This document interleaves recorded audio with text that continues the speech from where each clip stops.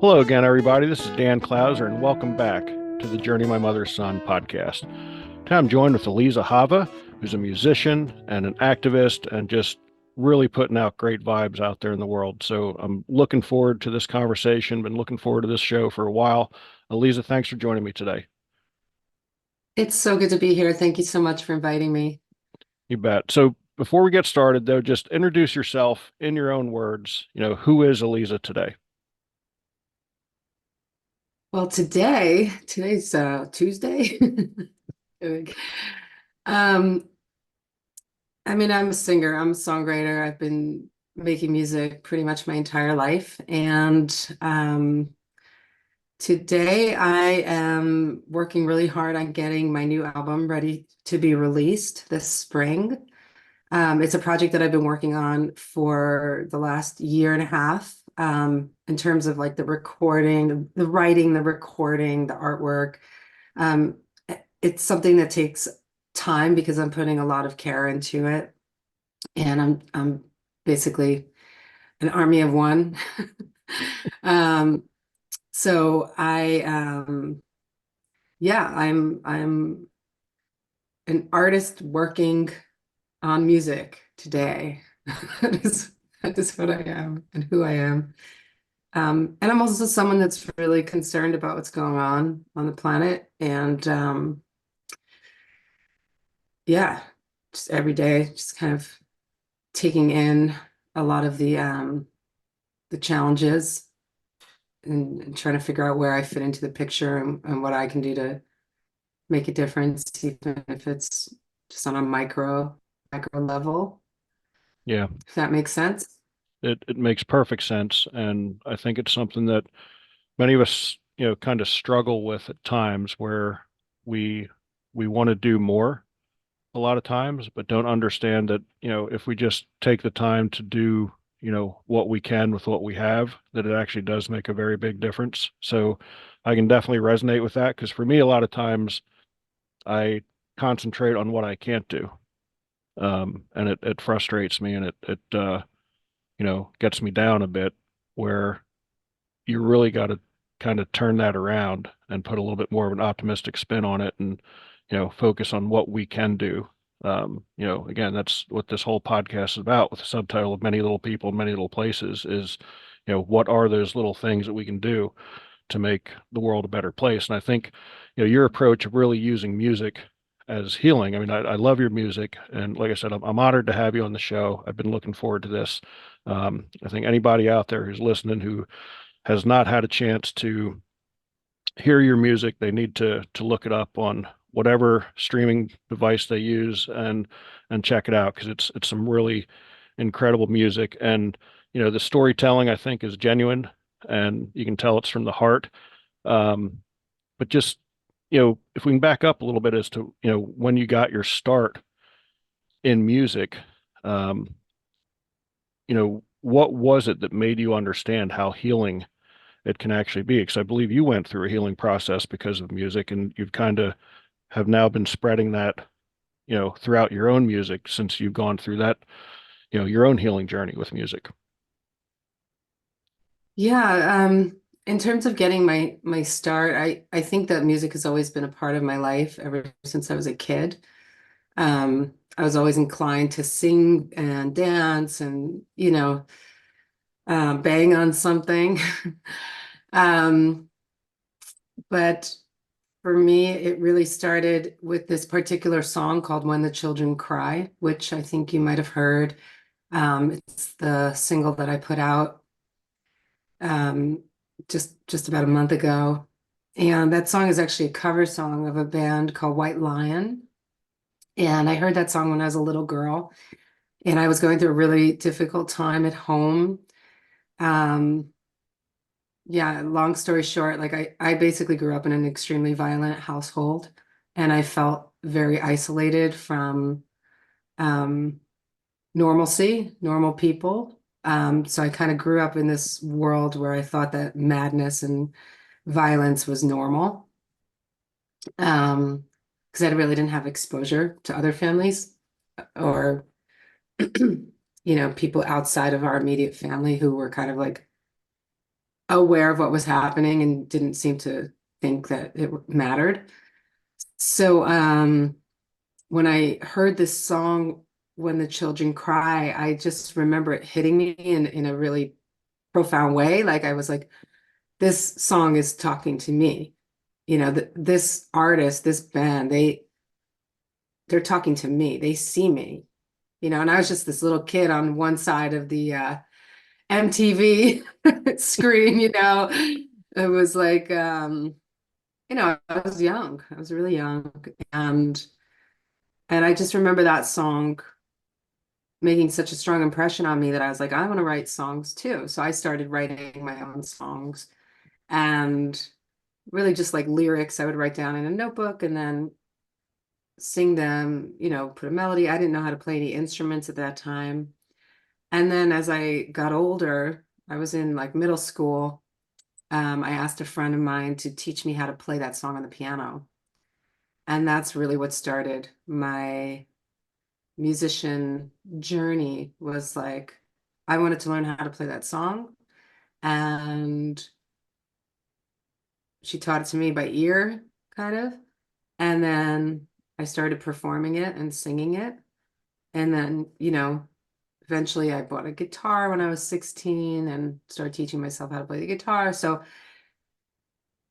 you know, over time, I just realized that I wanted to say something with my music that was going to make as much of an impression that that particular song had made on me, if that makes sense. It's like I knew that I wanted my music to say something that mattered, that Yeah. could help somebody. Yeah.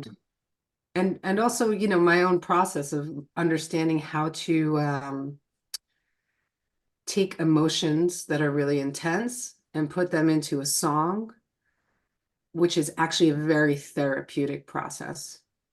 So you like move the energy through your body, you move those emotions out, and especially through the voice with singing. I mean, it's really a gift and a blessing to be able to channel that energy through your body, through the voice. And it's not something that I take for granted. So I'm very grateful that I can work with music in that way. Yeah. I love it. And to talk more about, that particular song, When the Children Cry, again, I was in my later teenage years when that was first released. And your version of it is absolutely beautiful, just again for the listeners. But I loved that song as a kid as well. I don't think I probably understood it then as much as I do now. And it's interesting that you talk about how you played it a lot. But just now in, I guess it was actually released in later 2023 by your cover of it, you decided to, record your version of it. Um, so this song that meant so much to you throughout your life, why cover it and actually, record it now? Thank you for asking that. Yeah, that's a really great question. So I actually recorded that song for the album that I'm getting ready to release in the spring. The album's called Into the Light, and it's all about my healing process from overcoming the things that I went through as a kid, and also the residual impact of the trauma, which, you know, is a lifelong journey to heal from trauma. I think everyone has gone through some form of trauma in their lives, and there are people who have gone through repeated trauma, which, you know, has definitely been a recurring theme for me. And again, I'm really grateful for the music because it gives me the opportunity to process that, process that trauma in a different way. So the songs that I wrote for the record are really telling my story about my healing process and different realizations that I had along the way, different insights, different ways of understanding life, um, spiritual insights that help me look at the world from a broader perspective so that I could see that I'm not alone and I'm not um isolated and going through all these things on my own. I think, for me, the healing process was also about developing this personal relationship, excuse me, personal relationship with God, the universe, a higher being, a higher intelligence, which has definitely influenced my life in a really big way. And so the songs are infused with um, that understanding and those insights. And when the children cry, I decided to record for the album because it made such an impact on my life, and because it was like um, the song that inspired me to become a musician, you know. And I had not planned to release that song until the album came out. I kind of released it prematurely because of the war happening in the Middle East, which I'm very affected by for reasons, for personal reasons. Um, I used to live in Jerusalem. I used to do peace work with Israeli Palestinian musicians, Muslim, Christian, and Jewish musicians. And I spent 8 years of my life doing that work. Um, and it's devastating to me and to people that I love, what's happening there right now. I used to live, like I said, I used to live in Jerusalem, but like I lived and breathed what's happening now. I lived and breathed it in a different way, when I lived there. So that's why I released the song early, because I felt like it could be healing for some people. I didn't really know. I think when the war started, I was in shock and I didn't really know what to do. And I thought, this song really has a message that's important. And I kind of just pushed it out there because I felt like it was the right time. Yeah, So, yeah. it was definitely the right time. And I think everything does happen for a reason. So, um, and again, when I was a kid and I heard that song, I don't think it took on the same meaning. And then again, when you released it, when you did, um, and the video, your video, um, again, is incredibly powerful, for anybody, to watch that video and listen to the music. Um, so I think it was released, your version was released at the perfect time, and at the time that the world needed it most, for sure. Um, and let's talk a little bit about some of the work that you did in the Middle East, because I think a lot of people um, you know probably have their opinions about the war and what's going on, and who's right and who's wrong. But again, you lived it, and you were there um, in the midst of it with both sides, and part of what you were doing there was bringing those sides together. Um, and again, I read an interview that you did where just talking about the feeling of having Jews and Palestinian musicians come together and leave as friends. And I think that speaks to that healing power. So, tell me a little bit about the work that you were doing over there, um, with music and bringing people together. Sure. So I used to be part of a band called Mosaic, and the band had musicians from all over the Middle East. So there were Palestinians, Israelis, Lebanese, Jordanian, Egyptian, Syrian musicians. And we would meet in like a neutral territory because it was very hard for Palestinians to get visas to come into Israel. And, it was for Israelis to be able to go into different, the whole thing was a mess with the visa. So we would meet in like the Sinai or in Jordan, which was more neutral. And it was part of an interfaith organization called the United Religions Initiative. And the thing that brought us together was this desire to connect, not just through the universal language of music, but through understanding that God and love are the unifying force of humanity, and through the religions. So obviously I'm Jewish. There were Muslim and Christian musicians in this band, and we would share pieces of our culture. We would share prayers, we would share traditional songs and blessings, and it was beautiful and it was powerful.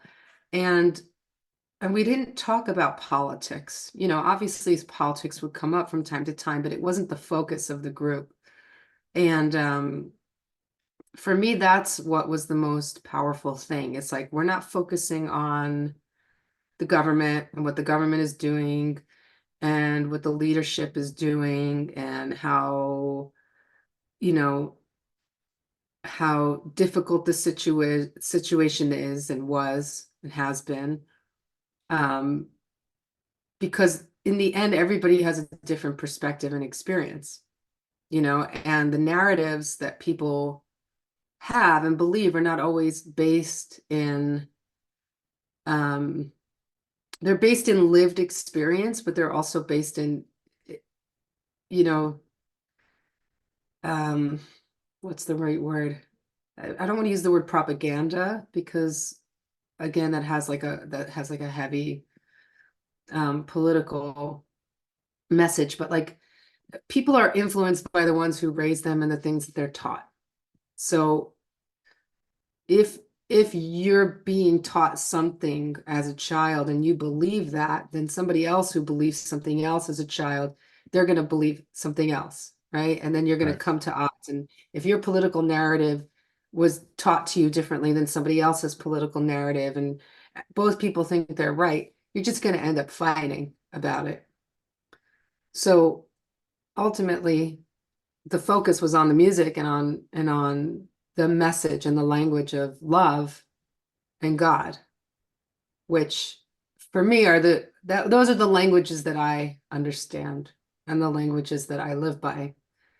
Um, because I don't think that any political situation, or I don't really think there is a political um solution to this situation, to be honest. I think we need a miracle. I mean, I think we really need a miracle. Um, because obviously leadership has failed for decades and centuries, and you know, nobody seems to be able to agree on anything. So you know, I'm not someone who is praying every day for hours on end, but I definitely live my life as a prayer and believe that there is something bigger than us that hopefully will lead this in the right direction so that people can live in peace, you know. Yeah. Um, so from there, from that group, that group eventually disbanded, and I started working on a project called Harmony in the Holy Land, which was a concert that I envisioned to do a prayer for peace through music from the heart of Jerusalem. And in 2012, I produced that event with a few organizations as partners, including the Elijah Board of World Religious Leaders. And we did prayers at the holy sites in Jerusalem. So the church is the Holy Sepulchre, the Christian site. We did something on Mount Zion and at the Wailing Wall. And of course, you know, we wanted people, there were people at the Dome of the Rock, but we weren't able to get cameras there, but we filmed it. And then the next night, there was a big concert in Jerusalem, and it was there was a line out the door. I mean, it was crazy. It was packed. Um, but it was, yeah, Harmony in the Holy Land, Yeah. and Oh, it was powerful. I love it. Definitely life affirming.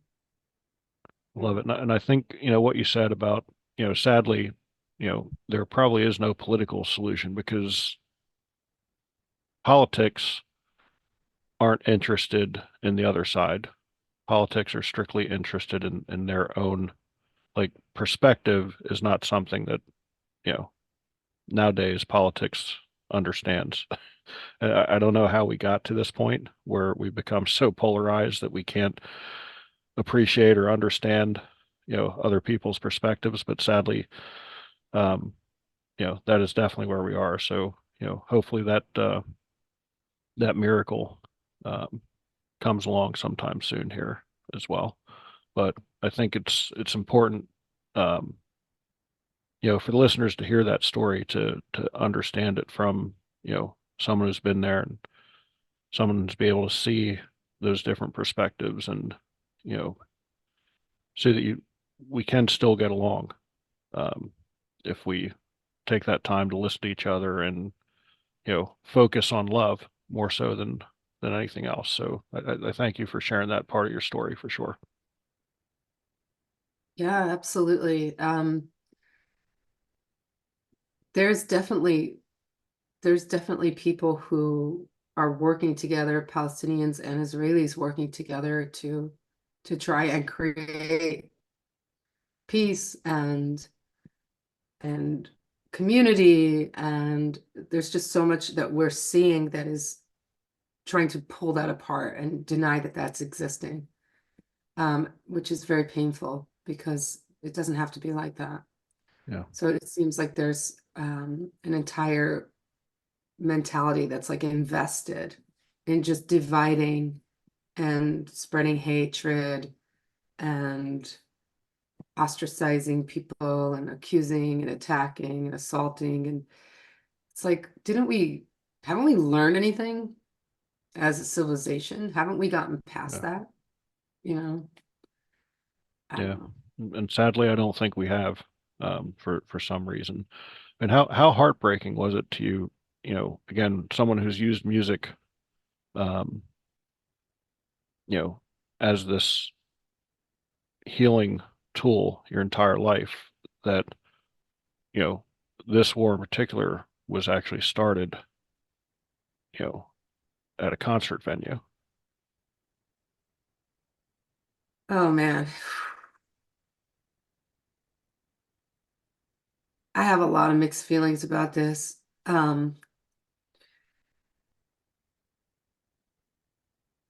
First of all, I am just still shocked and sickened by what happened at that music festival.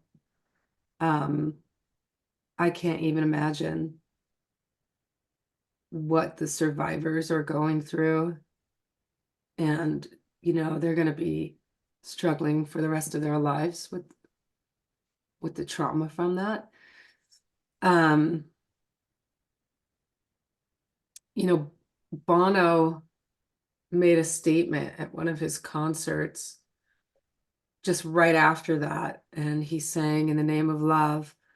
And I was really moved by what he said. Um,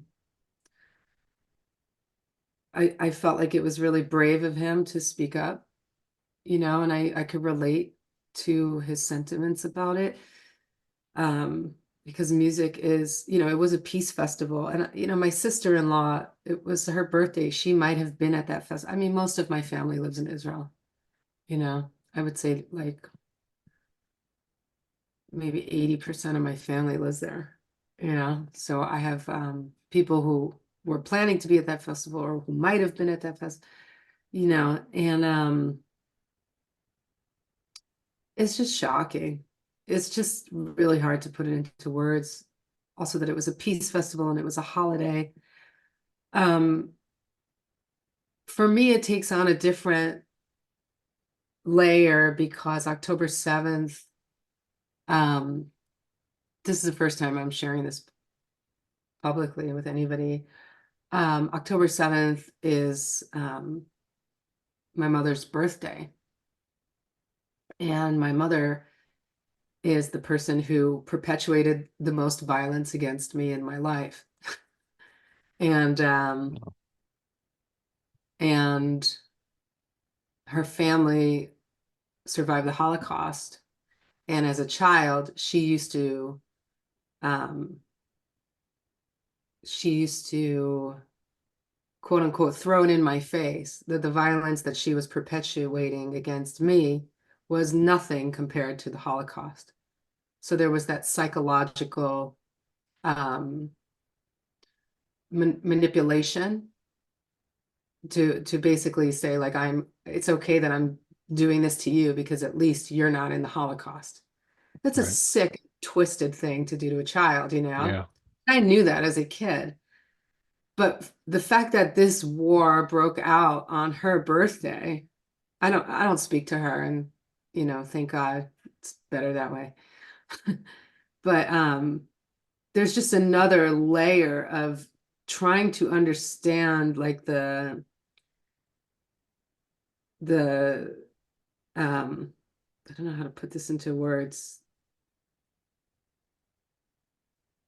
The distortion and the disturbing levels of it, you know, because a lot of people, and this is getting deep and maybe a little deeper, but this is about your mother's son. So like, talk about your, mothers. Um, the way I've learned to view the world is in there's like multi-dimensional realities going on. There's like the physical reality, then there's the spiritual reality. If you believe that there are ancestors and beings that are guiding us in our lives, um, if prayer actually works, if there is a God, there are different layers of perspective and meaning, and I try to understand like how is this dynamic that's happening related to the past? Like a lot of people will say, Israel's committing genocide, right? I live there. Israel's not committing genocide, but the story that's being told is that, right? On the other hand, Hamas has said that they want to commit genocide. Like they verbalize it, right? They Right. they put it in writing, right? So coming from a family that went through a genocide and having had experienced like severe physical, emotional, psychological abuse, using Holocaust as an excuse, and then seeing the distortions and the twistedness of how this war is manifesting as this war between two genocidal or parents, supposedly genocidal entities.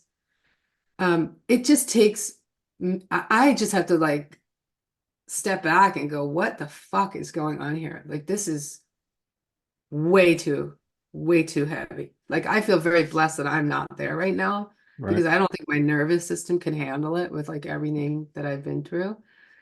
Um, but I guess where I'm going with this is like, I'm still in a state of shock over all of it. And my heart really goes out to the people who are suffering on the ground, you know, and a Yeah. lot of people who have, lost their lives. And I don't know, I think I went a little deeper than I meant to here. I It's don't know if I okay. articulated this well, but it's a lot. No, It's it's a lot. okay, and it's emotional, and it's something that's very close to home for you. And you can tell that in the way you're choosing your words and articulating it to everybody that's going to be out there listening. So I thank you for that. And yeah, I don't know that either of us thought we'd get this deep, but like I said, they're always organic conversations, so it goes where it's meant to go. So for some reason we were meant to go down this path today for sure. So I thank you for your vulnerability.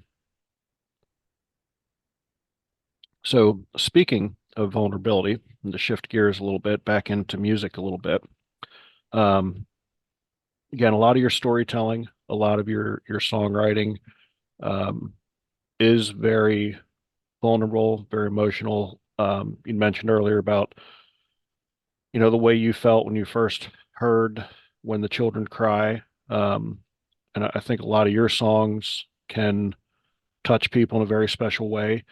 Um, you, as an artist, when someone comes up to you after a show or maybe sends you a message after hearing one of your songs and says, I felt like you wrote that song for me, or I felt like, you know, that's a song that I could have written.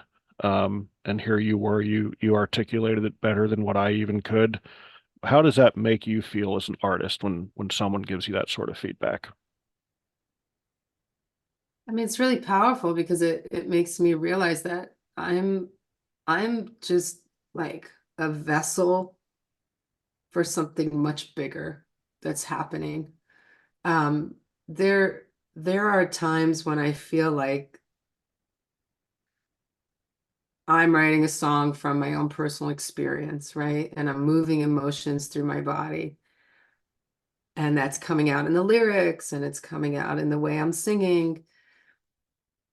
And there are moments where I feel like there's something else moving through me. Like something is just coming through me, that is real and it's like a flow, right?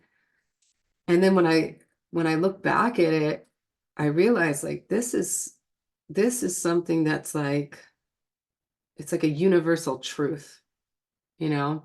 And I say that, not to like pat myself on the back like I'm knocking out universal truths or something, but it's because I start to experience synchronicities around the songs that are just super trippy. Like it's happened to me a couple times in the last week where like I was talking to someone about something they were going through, right?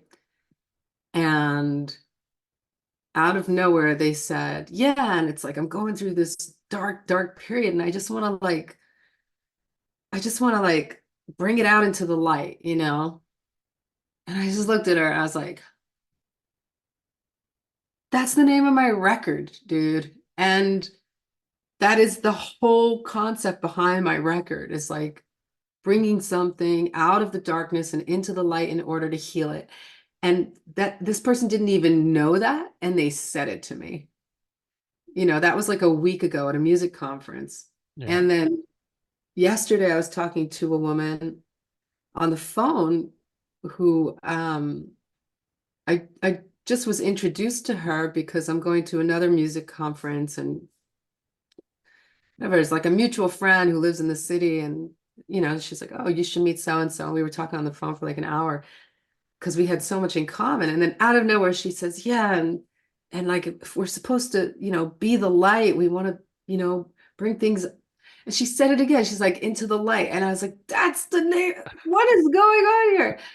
Same thing happened with another song on my album, um, where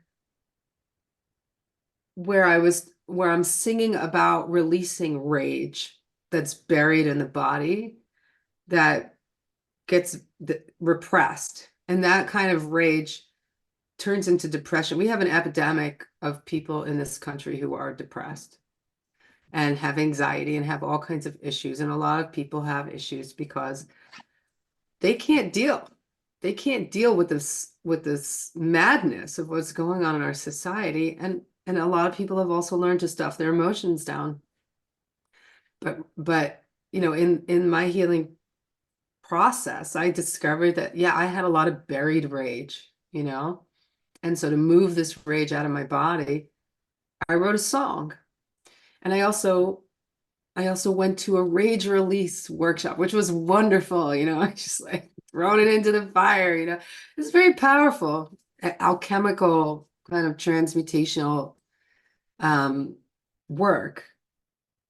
But when people don't necessarily have like access to that or um, the ability, it comes out in other ways, not healthy ways. Right.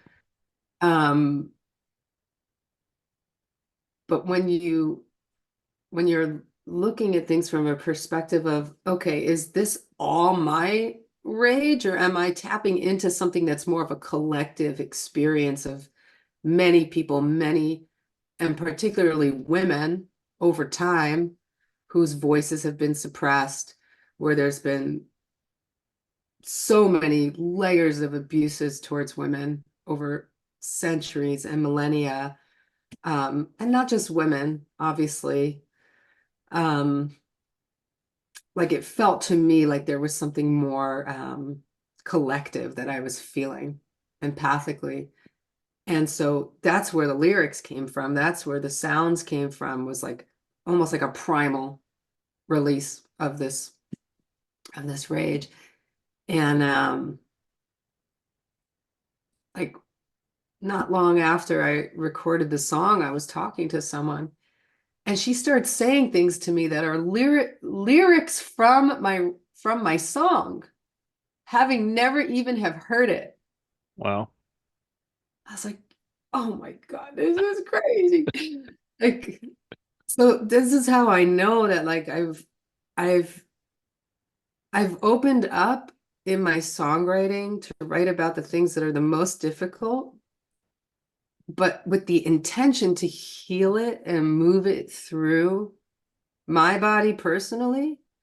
And in that process, I'm finding that it is so relevant and connected to other people and their journey and their stories. And that is what's giving me this like excitement and fire to put this out, and also to want to put it out right, because I want it to help people, to help them get in touch with their own feelings. And what you had said to me, the original question was, how do you feel when someone walks up to you after a show and says this? So I was just in New York City last week and I performed a showcase where I premiered these songs live. And a guy I never met before was sitting at the bar. It was at Rockwood Music Hall. It's like a really awesome venue for singer-songwriters. And he came up to me afterwards and he said, that last song you sang, he said, it hit on so many aspects of my own personal experience that I had forgotten about. He's like, I don't even remember the last time I cried, you know? And that was really powerful for me because the last song that I sang was the most personal song on the record. Wow. Yeah. And yeah, so I was like, wow, this is really potent, you know? Yeah. And I think it's also because of this is my intention behind it. It's like I want to heal myself and other people through this music, and I'm seeing it happening. So I'm very grateful, Yeah. very grateful for that. And it definitely sounds like it's an album that should be listened to in its entirety. And I think Mm, it's funny that, we kind of came to this point because just the other week I did a post on social media where for whatever reason I wanted to listen to Freewheelin' Bob Dylan, the entire album. And I forget exactly how I put it in my post, but I was just like, it's very odd nowadays for us to sit and listen to an album in its entirety from start to finish with, all the streaming. It's like, all right, we're going to listen to this song, and then I'm going to go listen to this band song and this band song, and everything's on shuffle. But I think a lot of times as an artist, when you're releasing a project similar to what you're talking about right now, it really is probably most appreciated in its entirety and listening, you know, to it in the order of, why you put the songs in that order. And again, as a kid who, had a bunch of 33s and you didn't listen to a song, you listened to the album. Then you flipped it over and you listened to, the next five songs on that album.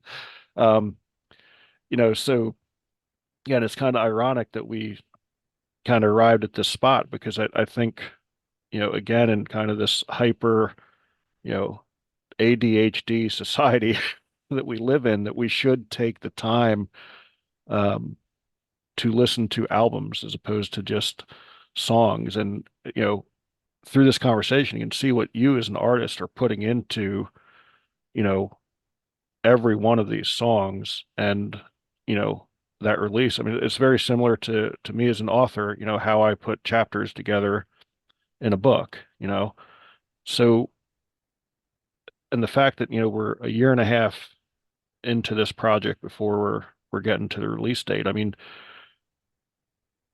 it, if you can, I mean, tell me about just the heart and soul that goes into something like this and making sure, in your eyes, it is the way it should be. And, you know, I don't know if there's something you go through, but like at what point do you have to step back and say, yes, this is the way it is without fiddling with it? Because I fiddle with everything on my end. So I'd like to know how you deal with that as well when you say, nope, hands off. This is it. This is the way it's going to be. This is what I'm putting out in the world. Yeah, great question. So, I I've been in a process with the record because it takes time to mix and master. And so we finished the recording process and then it was mixed, which took time, right?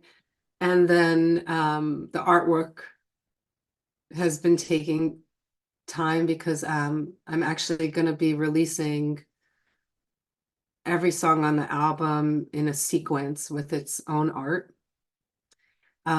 which lends itself to what you were saying about listening to the album as a whole, because it's definitely a concept album and it definitely has a theme that weaves itself in order of the songs. So the way that I talk about it um, is that it's a journey. It's a journey from darkness into light. And the song starts by kind of having the album starts by kind of having like this realization of like, I can't hide anymore, like I can't stuff this down anymore. I have to bring it out into the light because it's going to make me sick.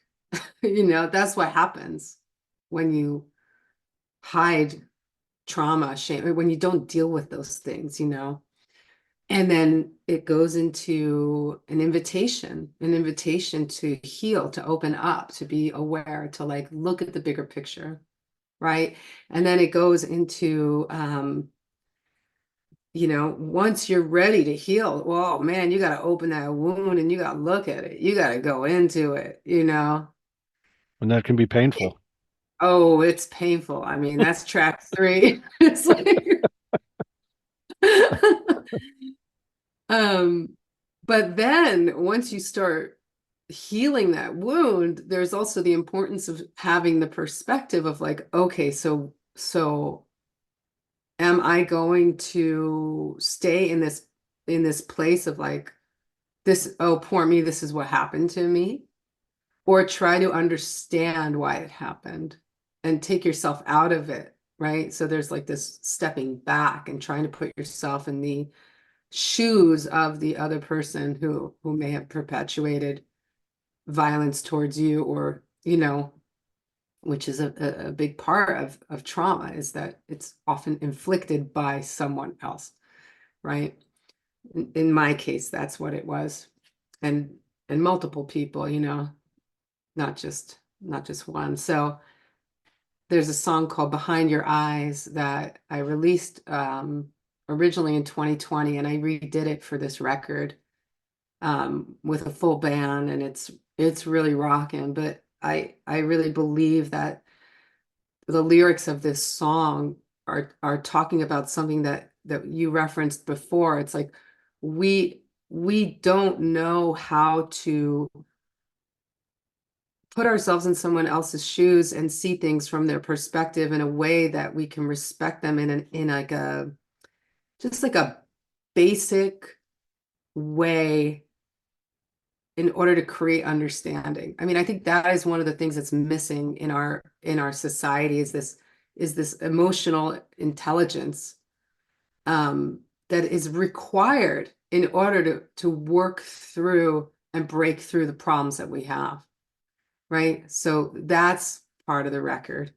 It's like this skill, talking about this skill that we could all benefit from if we all knew how to do this, see behind your eyes, like go into somebody else's mind and try to understand them. And then the album continues. It's like, okay, so now that I have that piece of understanding, what am I going to do with it? Right? Am I going to stay stuck, or am I going to fix my life and try to build something out of it? And so it goes on in that way, right? So there's a thread going through the album, there's a theme, and you're actually, right on point when you say, like, to listen to it from beginning to end is like, it's a experience. It's an experience. But in terms of how it's been taking time, I've been working on a book. Um, I've also been traveling a lot, which is what helps me get inspiration, which helps me get um, connected to other people. I live out in the woods in Southern Oregon, which is wonderful, and also very isolating. So I need to kind of travel in order to connect with people on a more personal level because, the internet and Zoom can only do so much. Right. Um, and yeah, and I've also been trusting the process, of the album's going to come out when it's ready, when I'm ready, because it is very personal and it is very vulnerable, and it is scary for me on some level to put myself out there and to tell my story. And people who have known me for many, many years had no idea that I'd been through this kind of stuff because I never talked about it Right. except with the people that I was the closest to. So um it's kind of a very vulnerable thing for me to be doing at this point in my life. But I understood, you know, at a certain point in the last couple of years, that I needed to do this for my own healing, and it's a process. Yeah. And I think that's spot on when you talk about just the vulnerability and how that's still all part of your healing. And um, I think it's Brene Brown who says the bravest thing you can do in life is to be vulnerable. Because again, Mm, a lot of times you go out there to the ledge and you throw it out there and you don't know how it's going to be received. But um, you also have faith that there's someone out there who's going to receive that needs it, you know. And I loved what you were talking about as far as the connection and the people. And this is, stuff I write about often. And one of the things I love the most about our travels and our RV journey is just the people we've met, I mean, it's great to see, an awesome, national monument or something like that. That's so cool. But the coolest thing is always just going to be the people. And I think when take the time to sit down and have a conversation with those people is when you can start to change perspective. I know that I've become very good friends who probably don't share the same political views as I do, but we can get past that, you know? Um, and, we don't have to agree with each other on everything. Yeah. But I think, that one under, if you sit down and have those conversations, and this comes up in a lot of my podcasts, is if you actually have the conversation with people, you're going to find out that you actually do have a lot more in common with them than what society wants to tell you you do. Um, so you just got to break down those barriers and have the conversations, and listen. listen to what they're saying, and not just listening long enough for you to make your next statement, but actually listening and, you know, absorbing what they're saying. And then, you can sit back and say, well, okay, I don't agree with that. However, we can still be friends. We can continue this conversation, but it's just so hard, so hard. That's one of the things I love about music, man. I think music just can break down those barriers. Um, and coming from a sports background, I think, music and sports are things that can break down those backgrounds. I heard a quote one time that if you would have put, you know, George Bush and Fidel Castro in a room and have them start talking about baseball, they probably would have became friends by the end of that conversation. So it's like, let's find what that common thread is and build from there, as opposed to concentrating on, no, you think this way, so I can't have a conversation with you. Like, let's just find the common thread. And I think, by you going out there and being vulnerable, you know, again, we've all been through some sort of trauma. Um, and, you know, we can either continue suffering from it or we can figure out how to heal from it. And you throwing yourself out there, I think is, you know, you're going to be able to use that music to, not only continue to heal yourself, but to heal others for sure. So again, I thank you for that vulnerability.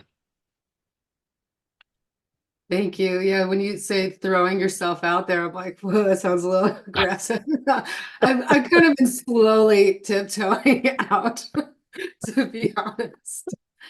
Slowly. But But yeah, at some point though, you get to that ledge though. Whether you're tiptoeing there or whether you're sprinting there, you're going to get to that ledge at some point, and I think you're there.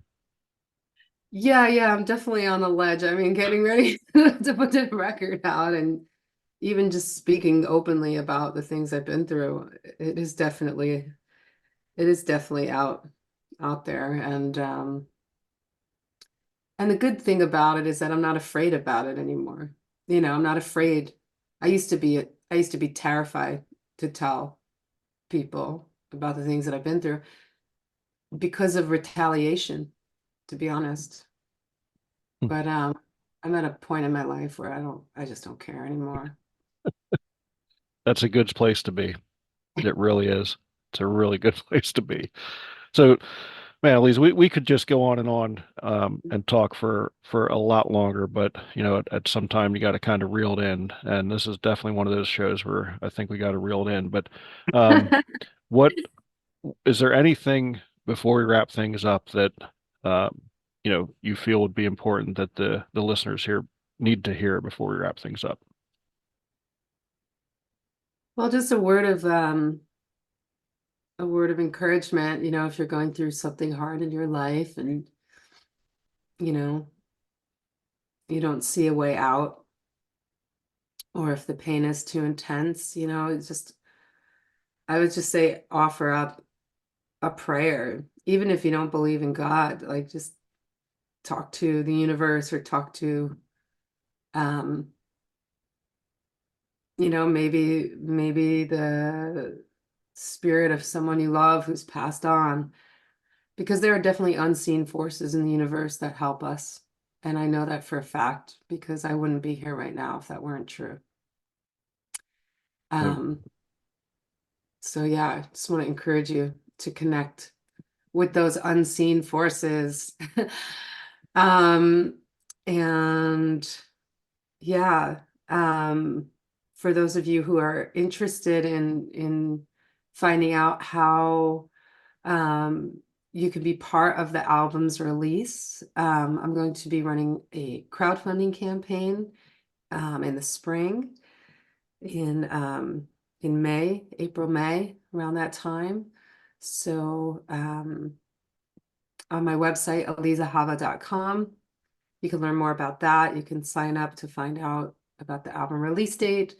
I'm on YouTube, Spotify, Apple Music, all the places, Instagram, and I'd love to connect with you. So definitely be in love it. touch. I love it. And again, for anybody out there listening, I'd really encourage you to check out her music. It is it's soulful, it's genuine, it's authentic, and it's really it's going to touch your heart. I guarantee that. So again, I'm honored to have you on the show. And as you know, I ask all my listeners the same final question. The subtitle of the podcast is Many Little People in Many Little Places. We've kind of talked about it over and over, but this is your opportunity to kind of wrap it up into one nice little package at the end here. But um, you know, that subtitle is inspired by the opening lyrics of Michael Frante's song Gloria, which go when many little people in many little places do many little things and the whole world changes. So what's one of the little things that aLEEza does to make the world a little bit better place? I like to make people smile. I like to make people laugh and smile. So I try to just go out of my way to be nice to people. Yeah, I think that's so important. Again, those little things, holding the door for somebody, smiling, saying hi is so important. So, Lisa, I really appreciate you having, taking the time to be on the show. Um, another, you know, that subtitle is part of what led us together because you had played a show with Michael, and that's how I actually found you on the internet at that point. So, kudos to Michael Franti for having surrounded himself with other great and talented and inspiring musicians. So, um, you know, wish you the best of luck with the album. Love to actually connect with you at some time in person during our travels. I will definitely keep an eye out as to where you are. And again, I just encourage listeners to check out your music. So I think they're really going to enjoy it. And just thank you again for being on the show. And for those out there listening, be sure to check out my other podcasts and blogs at journeymymotherson.com. While you're there, pick up a copy of one of my books. And aLEEza, just thank you so much for taking the time today. Thank you, Dan. Thank you for having me. It's really been a pleasure to talk